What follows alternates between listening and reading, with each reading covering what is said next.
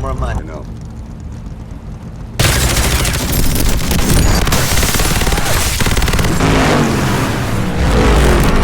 Get out there! Why me?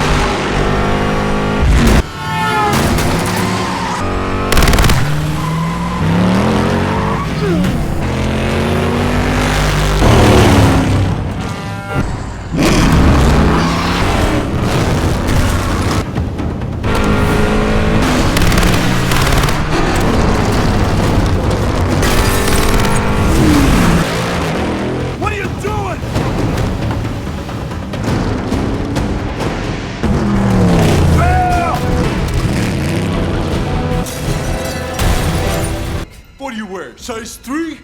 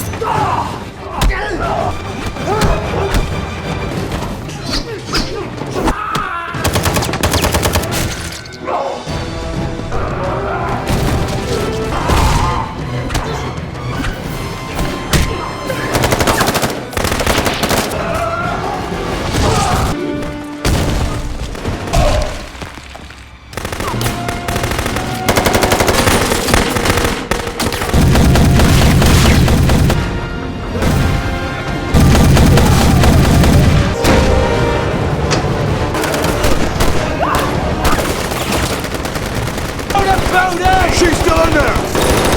Blow it!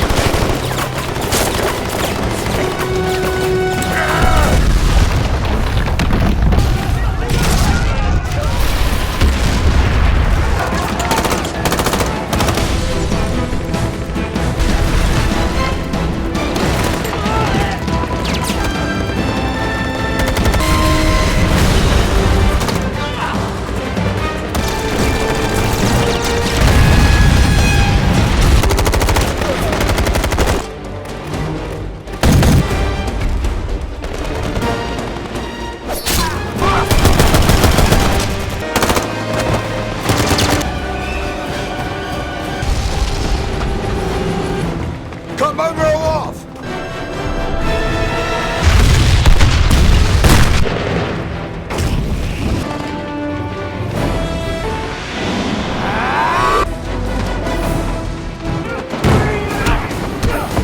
Come on!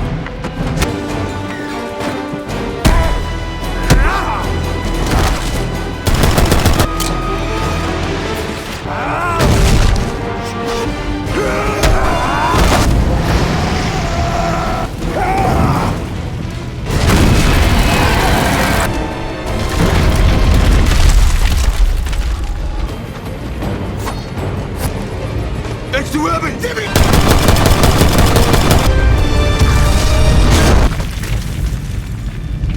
Got it!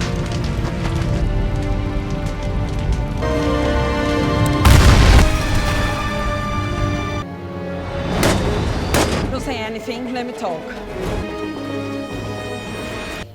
Y tú no eres mi dueño.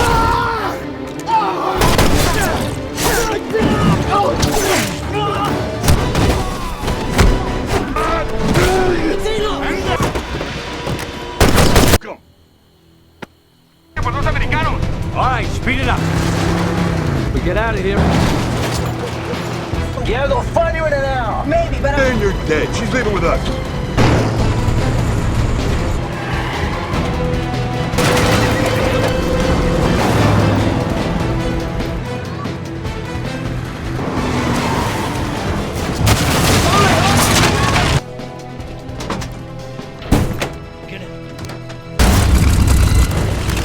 You look nervous.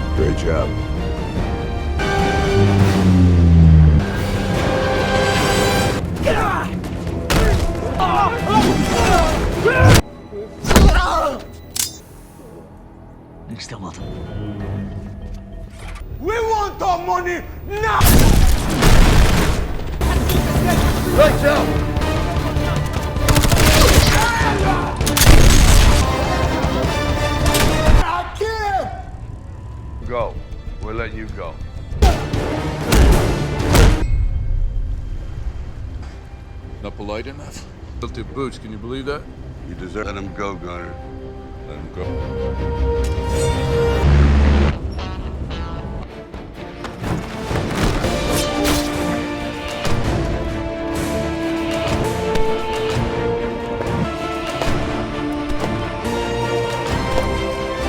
¡No me toques!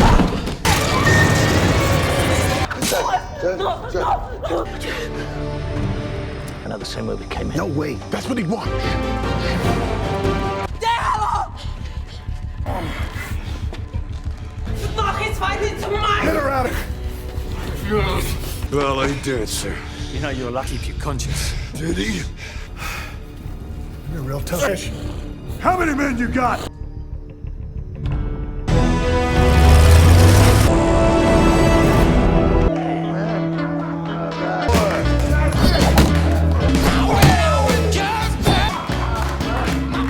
Considering you could have killed me.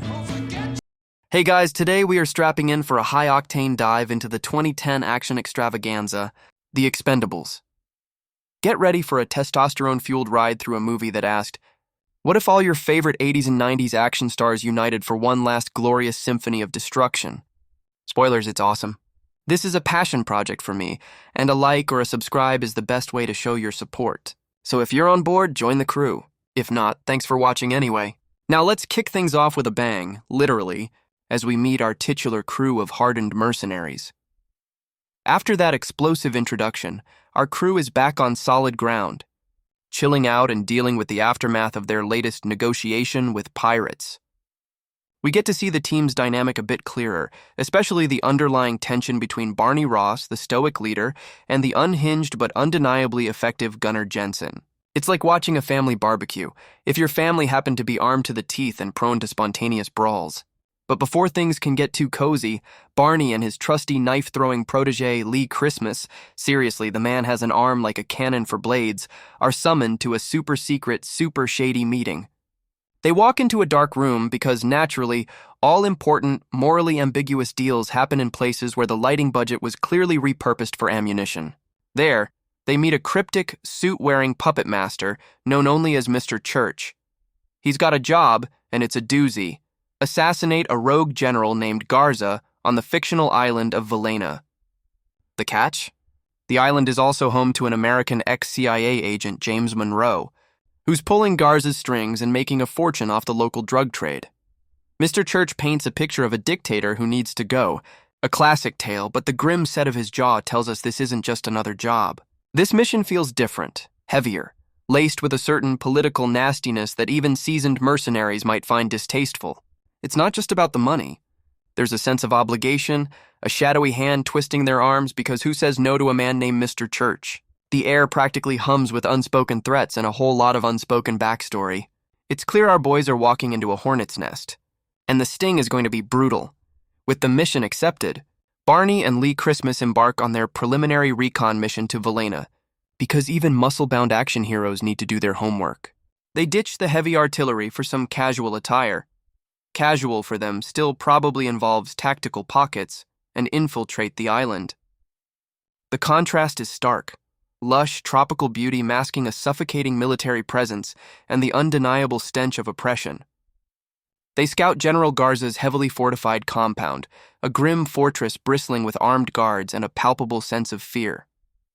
It's not just a dictator's lair, it's a symbol of the suffering endured by the island's inhabitants. While gathering intel, they make contact with Sandra, a strong-willed local who is Garza's daughter, but fiercely loyal to her people and openly defiant of her father's brutal regime. She's helping the resistance, and her eyes hold a fire that tells Barney this isn't just about a paycheck anymore. He learns from Sandra that General Garza isn't just a brutal dictator, he's a puppet, a mere pawn in the insidious game played by James Monroe, the true power behind the throne. Monroe is the insidious cancer, a former CIA operative who's gone completely rogue, running the island's drug operations and exploiting its people for pure, unadulterated profit. The realization hits Barney like a punch to the gut. This isn't a simple assassination job.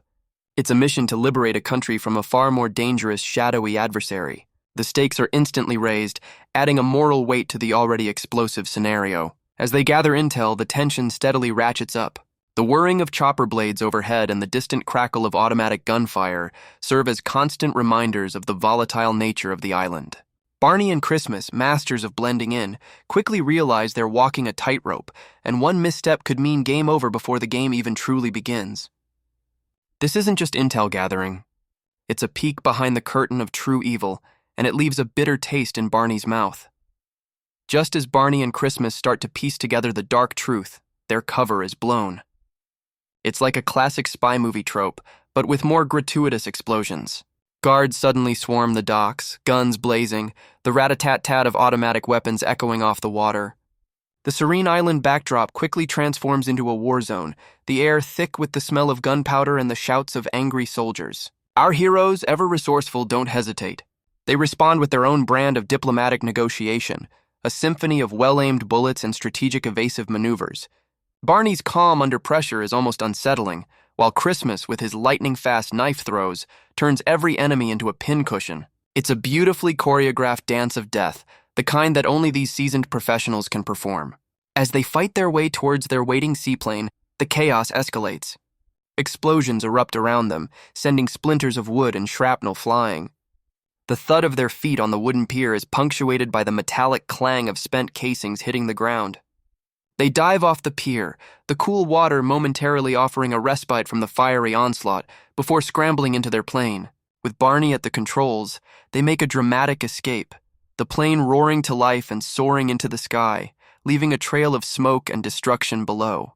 As they ascend, the full horror of Monroe's operation becomes chillingly clear. They witness rows of starving villagers, their faces etched with despair, forced to work under the watchful eyes of Monroe's heavily armed thugs. The stark reality of the island's plight reinforces Barney's conviction. This isn't just a job for hire anymore. It's personal. And for a man like Barney Ross, personal means things are about to get very, very ugly for anyone standing in his way. The escape isn't just a getaway, it's a turning point, solidifying their resolve to return and clean up this mess properly. It's not just a mission now, it's a crusade. Back from Valena, the team's temporary reprieve from combat is replaced by a different kind of tension, internal friction. It's like a band of brothers, but with more explosives and less therapy. Gunner Jensen, always a loose cannon, becomes increasingly erratic and violent, fueled by his demons and an apparent addiction. His instability threatens to unravel the team's cohesion, and his argument with Toll Road, a scene that hints at Toll Road's own past trauma, escalates into a brutal, no-holds-barred brawl. The crack of punches and the grunts of effort echo through their makeshift training area, a harsh reminder that even among friends, a fight can turn deadly serious. Barney, ever the pragmatist, sees Gunner as a liability, a danger to himself and the mission. In a tough call, he's forced to make a decision. Gunner is out. It's a heavy moment, a somber quiet settling over the team as one of their own is sidelined, albeit for their own good. Meanwhile, Barney is haunted by the images of Valena, particularly Sandra's plea. The memory of her desperate eyes, the crushing weight of her people's suffering, gnaws at his conscience. He seeks counsel from Toole, the team's philosophical tattoo artist and ex-mercenary. Toole, with his weathered wisdom, reminds Barney of the moral complexities of their profession and the burden of knowing when to walk away, and more importantly, when to step up. He tells Barney about a woman he once let down, a regret that still stings, subtly nudging Barney towards helping Sandra. The conversation between them, punctuated by the buzz of the tattoo gun and the smell of ink, is a rare moment of introspection in a world of explosions. Barney's mind races. He's torn between his loyalty to the team, the dangers of an unsanctioned mission, and the burgeoning sense of duty towards Sandra and the oppressed people of Valena. The weight of the world, or at least a small drug-ridden island, rests squarely on his shoulders. He knows this isn't just a mission anymore. It's a moral imperative, a call to arms that transcends the mercenary code. The metallic clang of weights being dropped in the background offers a rhythmic underscore to his internal struggle. He knows he can't abandon her. He simply can't. With the moral compass pointing firmly back towards Valena, Barney starts to make his moves. But this isn't a job he can just waltz into, even for him. He needs more firepower, or at least a good laugh. So, in a truly unexpected turn, he finds himself in a church, because, mercenaries are nothing if not devout, meeting an old rival, Trench Mauser. And who plays Trench Mauser? none other than the Austrian oak himself, Arnold Schwarzenegger. The moment they meet, the air crackles with years of unspoken competition and grudging respect. It's a cameo that had audiences collectively gasping, "Oh, they really went there!" The dialogue is quick, sharp, and laden with the kind of one-liners only these titans of action can deliver. Barney asks for help, for a favor, for something to aid his cause against Monroe. Trench, ever the pragmatist, initially declines, citing his own commitments and maybe a touch of his characteristic stubbornness. He delivers a classic Arnie line, a subtle jab about Barney's impending doom, and then walks away, leaving Barney to stew. The scene is brief but absolutely iconic, a nod to the past and a tantalizing hint of future team-ups. It perfectly encapsulates the boys' club mentality of these hardened legends, where rivalry and camaraderie walk hand in hand. The hushed reverence of the church setting provides a stark, almost comically inappropriate backdrop for this meeting of two larger-than-life figures. While Trench denies direct involvement, his refusal isn't entirely dismissive. There's a subtle undertone that perhaps, just perhaps, he understands Barney's plight more than he lets on. It plants a seed, a spark of hope that maybe, just maybe, Barney won't have to face this particular hell alone. It's a masterclass in setting up future plot points, all while delivering a healthy dose of fan service. The heavy oak doors of the church closing behind Trench seem to seal Barney's solo fate, at least for now. Undeterred by Trench's non-committal handshake, Barney returns to his crew, his mind made up. He lays out the plan, the real plan, the one about rescuing Sandra and liberating Velena, not just fulfilling a contract. It's a moment of vulnerability for Barney, exposing his moral compass to his hardened brethren. The team, being the loyal, if slightly unhinged family they are, doesn't even bat an eye. They're in. No grand speeches, no heart-wrenching monologues, just the silent understanding and shared grunts that only decades of fighting alongside each other can forge. It's a testament to the bond they share, a loyalty forged in fire and gunpowder. The preparations begin in earnest, a symphony of organized chaos. Weapons are meticulously cleaned, loaded, and checked. Lee Christmas sharpens his collection of throwing knives with a quiet, deadly focus, the metallic scrape of blade against stone, a rhythmic counterpoint to the distant hum of machinery. Toll Road, the demolition expert, meticulously arms his explosives, his brow furrowed in concentration, envisioning the perfect trajectory of destruction. Yin Yang, the martial arts master, practices his swift, silent moves, his body a blur of precision and power. Hale Caesar, the heavy weapons specialist, lovingly polishes his custom-made shotgun, a beast of a weapon that looks like it could fell a small building. It's a beautiful ballet of destruction in the making. The air is thick with the smell of gun oil, sweat, and anticipation. There's a nervous energy, a hum of excitement mixed with the grim knowledge of the dangers ahead. They're not just preparing for a mission. They're preparing for war, a personal war waged on behalf of an innocent woman and an oppressed people. Each clang of metal, each click of a safety, each whispered instruction solidifies their resolve.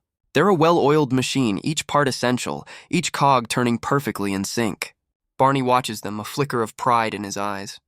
He knows he's got the best, the baddest, and probably the most dangerous crew on the planet. And Velena is about to find that out the hard way. The rumbling of their C-130 plane being prepped outside adds to the visceral atmosphere. They're not just flying to an island. They're flying to destiny, armed to the teeth and ready to unleash hell. Under the cloak of night, the C-130 rumbles towards Velena, a dark silhouette against the moonlit sky. This isn't your average commercial flight. This is a one-way ticket to chaos. The team, strapped in and primed, prepares for their aerial insertion. The roar of the engines fills the plane, a prelude to the symphony of destruction they're about to unleash. Then, one by one, they leap into the void, the whoosh of wind rushing past their bodies, the silent descent of parachutes guiding them towards their destiny. It's an almost poetic moment of calm before the storm, a moment of peaceful descent before the world below erupts in fire. They hit the ground running, a well-oiled machine instantly clicking into gear. Their arrival is anything but subtle. Toll Road, the master of mayhem, plants his explosives with practiced ease. A series of controlled yet incredibly loud detonations rock the perimeter of Garza's compound.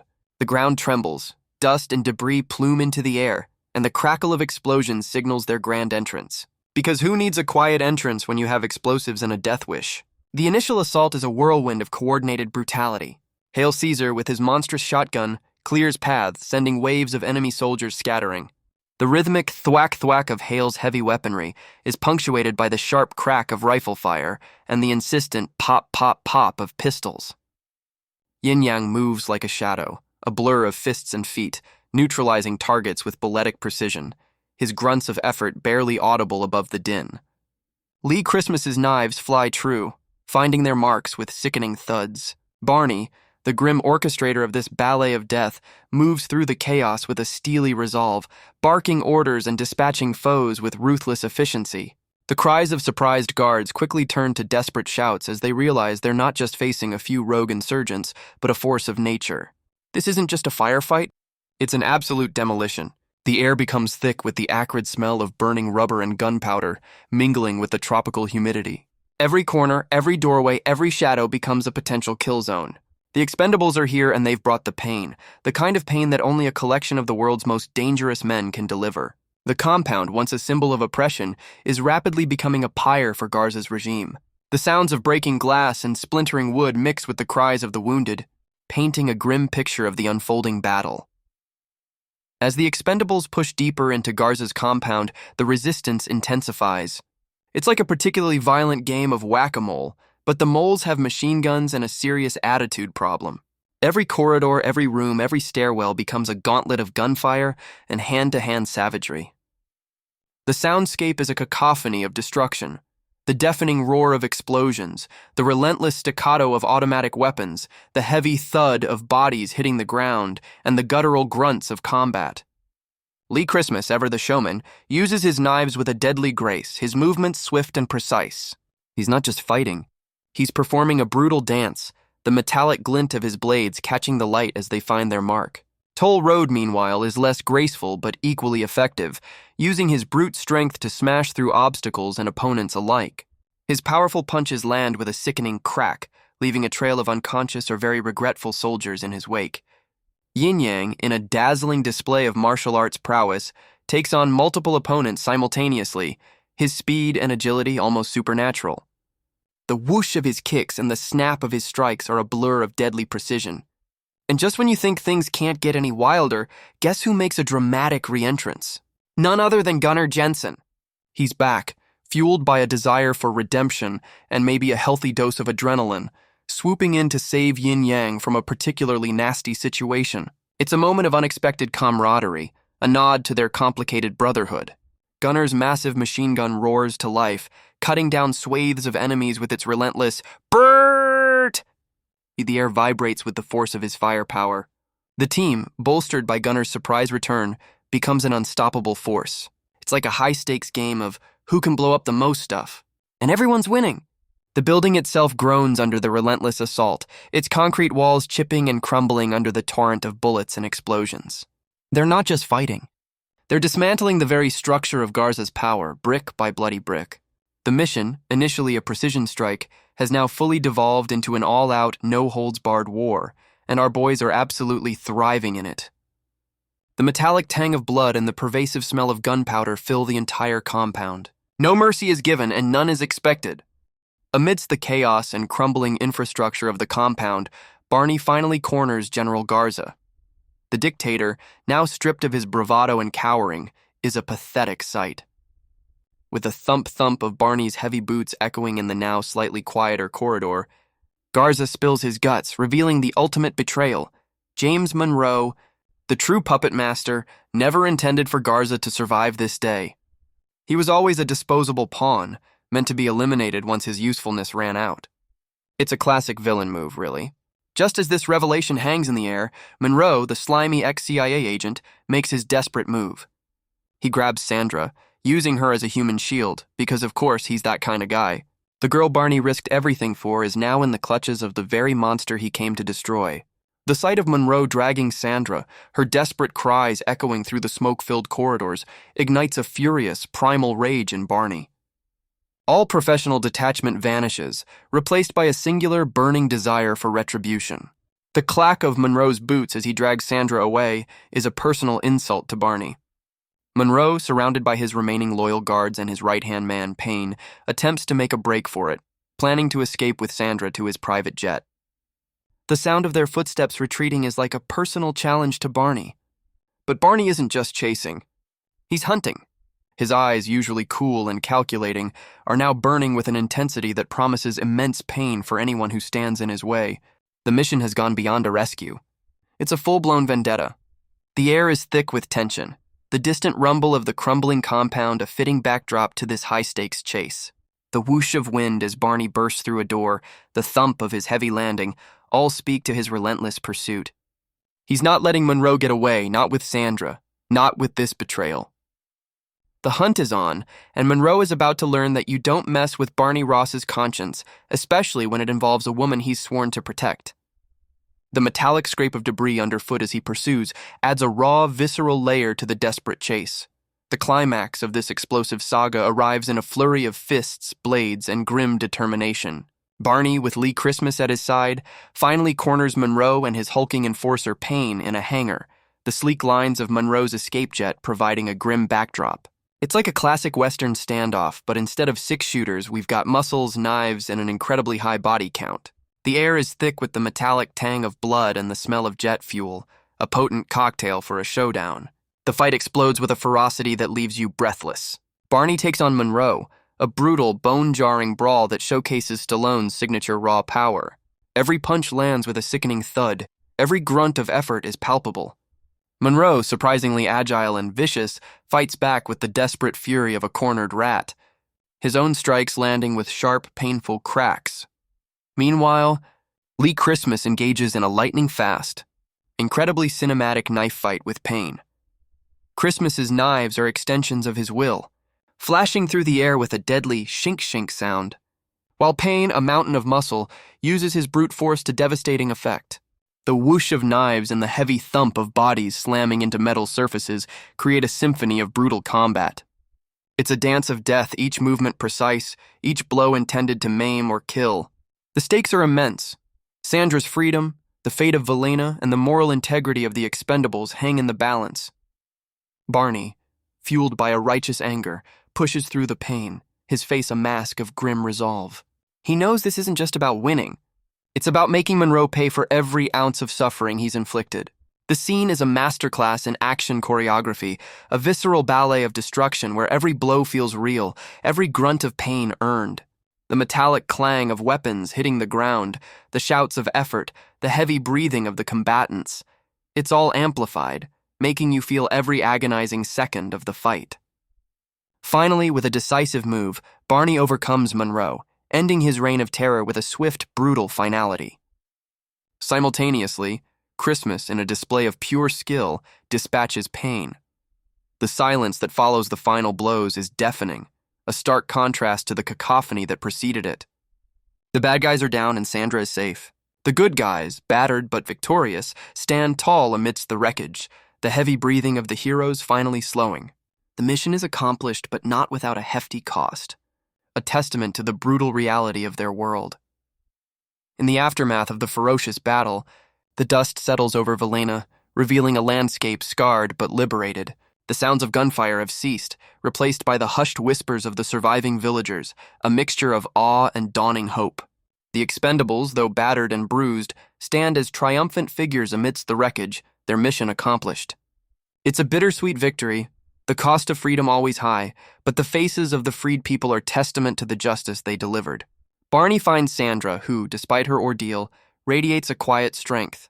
Their farewell is brief, poignant, and unspoken words hang heavy in the air. He hands her a bag of money, not as payment, but as a seed for rebuilding, a gesture of hope for the ravaged island. It's a moment that highlights Barney's deeper humanity, a softer side beneath the hardened exterior. The soft rustle of the cash in the bag is a stark contrast to the earlier cacophony of battle. He watches her walk away, a symbol of a future he can only hope will be brighter for Velena. The subtle thump-thump of their boots as the team moves towards their departure point signals the end of their work here. As they prepare to leave, the team reflects on their shared experience. There's a quiet satisfaction in a job well done, but also the weary knowledge that such peace is often fleeting in their line of work. The whoosh of the helicopter blades signals their imminent departure, lifting them away from the island and back into their own world of shadows and violence.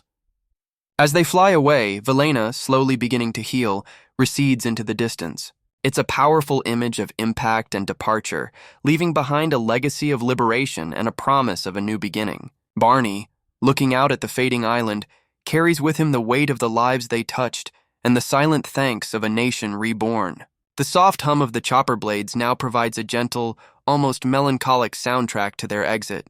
Back in the familiar, albeit still gritty, confines of Tool's tattoo parlor, the Expendables unwind. The sounds are now different. The clinking of glasses, the rumble of laughter, the familiar buzz of a tattoo gun, and the low murmur of conversation replace the screams and explosions of Velena. It's their version of a victory celebration, a return to their own unique brand of normalcy. The camaraderie is palpable, a shared understanding forged in the fires of combat. They trade jokes, share war stories, probably slightly embellished because why not? And just generally bask in the afterglow of another successful, albeit incredibly destructive mission. Gunner Jensen, having redeemed himself in spectacular fashion during the final assault, is fully reintegrated into the team. His wild energy is still there, but now it feels more channeled, more focused. He's proven his loyalty, reminded everyone he's a force to be reckoned with, and solidified his place among this band of brothers. There's a quiet respect in the way the others interact with him, a nod to his courage under fire. Tool, the wise old sage of the group, dispenses more of his philosophical musings, his voice raspy but full of insight as he inks another masterpiece onto some unsuspecting client. The smell of antiseptic and fresh ink hangs in the air, a familiar comfort. Lee Christmas, ever the cool customer, engages in a friendly, high-stakes knife-throwing contest, his blades whistling through the air with a satisfying thunk as they hit their targets with unerring accuracy. It's a testament to his skill and a casual display of their deadly talents. Barney, ever the observer, watches his crew with a quiet pride. He knows these men are rough, dangerous, and often morally ambiguous, but they are his family. They are the ones who will always have his back, no matter the odds, no matter the cost. The scene is a perfect capstone, showing that for these men the action isn't just a job. It's a way of life, and their bonds are as strong as the steel they wield. The loud clatter of a dropped beer bottle, followed by good-natured groans, adds to the authentic, lived-in feel of their reunion. It's a moment of peace, hard-won and deeply cherished, before the next adventure inevitably calls, and so, as Lee Christmas expertly pins a bullseye with a flick of his wrist, a final, satisfying thunk echoing in the air, we close the book on the Expendables' first explosive chapter. This movie wasn't just an action film. It was a love letter to a bygone era of heroics, a tribute to the titans of action who defined a generation. It reminded us that even when the world gets complicated, sometimes you just need a group of no-nonsense heroes to blow stuff up and get the job done. It's a story of loyalty, grit, and the enduring power of camaraderie, proving that even the most hardened mercenaries can have a heart of gold. Or at least a morally flexible one. It makes you think about what true strength really means, beyond just physical prowess. Sometimes it's about standing up for the defenseless, even when no one else will. What a ride, right? Here's to hoping we all find our own Expendables crew, ready to face whatever challenges life throws our way, armed with courage and maybe a few well-placed explosives. Stay awesome, folks.